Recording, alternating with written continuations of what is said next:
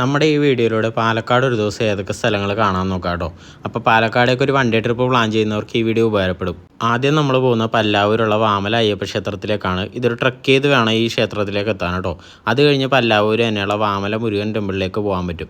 ഒരുപാട് സിനിമകളൊക്കെ ഷൂട്ട് ചെയ്തിട്ടുള്ള ലൊക്കേഷൻ കൂടിയാണ് ഇത്. അവിടെ നേരെ നമ്മൾ പോകുന്നത് കൊല്ലങ്കോടുള്ള ചെല്ലഞ്ചേട്ടൻ്റെ ചായക്കടയിലേക്കാണ്. ഈ ചായക്കട പാലക്കാട് വരുന്നവർ അറിയാത്തവരായിട്ട് ആരും ഉണ്ടാവില്ല. റീൽസിലൊക്കെ ഒത്തിരി ഫേമസ് ആയിട്ടുള്ള ലൊക്കേഷനും കൂടിയാണ് ഇത്. ആ ചായക്കടയുടെ തൊട്ടടുത്ത് തന്നെയാണ് ചിങ്ങഞ്ചിറ പ്രകൃതി ക്ഷേത്രം വരുന്നത് കേട്ടോ. ഒടിയം പോലത്തെ സിനിമകളുടെ പ്രധാനപ്പെട്ട ഒരു ലൊക്കേഷൻ കൂടിയായിരുന്നു കേട്ടോ ഇത്. ആൽമരത്തിന്റെ ചുവട്ടിലാണ് ഇവിടുത്തെ പ്രതിഷ്ഠയും കാര്യങ്ങളൊക്കെ വരുന്നത്. അതിന് തൊട്ടടുത്ത് തന്നെയാണ് പെരിങ്ങോട്ടുശ്ശേരി കളവുള്ളത്. ഫോട്ടോഷൂട്ടിനൊക്കെ പറ്റിയ ഒരു അടിപൊളി ലൊക്കേഷനാണിത്. ഒരു പാറയുടെ മേലിലാണ് ഈ കളവ് ഇരിക്കുന്നത് കേട്ടോ. അവിടെ നിന്ന് നമ്മൾ നേരെ മുമ്പോട്ട് പോകുമ്പോൾ തന്നെ Seetharkund foot hill view point കാണാൻ പറ്റും. കൊല്ലങ്കോട് നിന്ന് കേൾക്കുമ്പോൾ തന്നെ നമ്മുടെ ആദ്യം മനസ്സിൽ വരുന്ന ചിത്രമാണ് ഈ ഒരു ഏരിയയുടെ. അവിടെ നിന്ന് ഒരു 11 കിലോമീറ്റർ മുമ്പോട്ട് യാത്ര ചെയ്താൽ മുതലമട റെയിൽവേ സ്റ്റേഷനിൽ എത്താൻ പറ്റും. കേരളത്തിലെ ഏറ്റവും ഭംഗിയുള്ള റെയിൽവേ സ്റ്റേഷനാണിത്.